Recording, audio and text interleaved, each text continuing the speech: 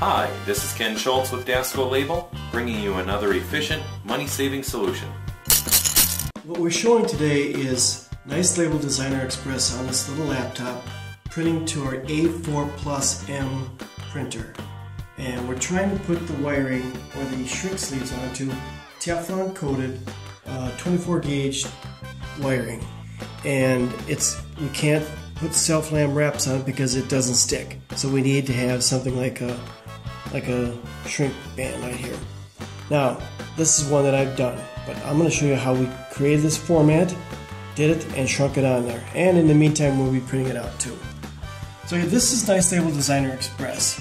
And in my file here and under label setup, I set this label up to be, chose my printer,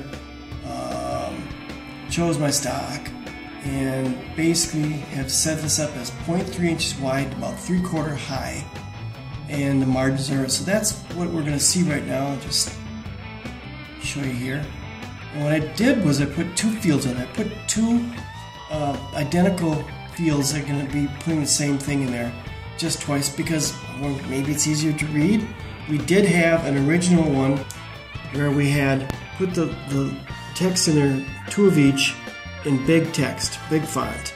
And you'll see the difference between how this looks and two of each, and we stacked it like that just so it's a little bit easier to read when you're holding and looking at your end of your wire.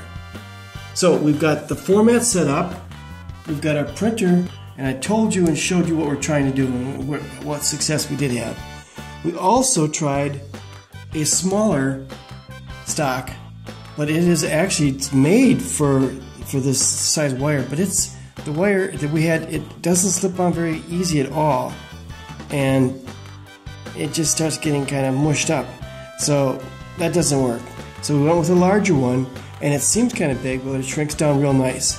So what we're going to do now is we're going to go up and print, Alt-F, print, and what we're going to be doing, we've got this coming from an Excel database, and it was just a small little database that says first field is start and last field is end. I've got T001 to T100 through the whole thing.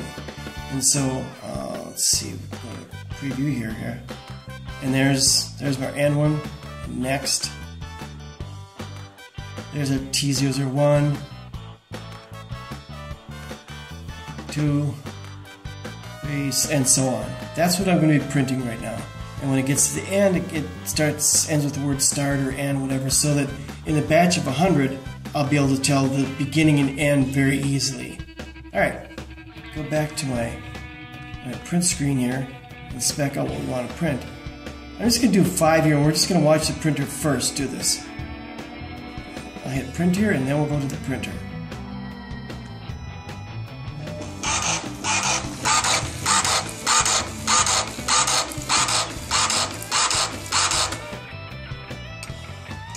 What we've also done is perf between them.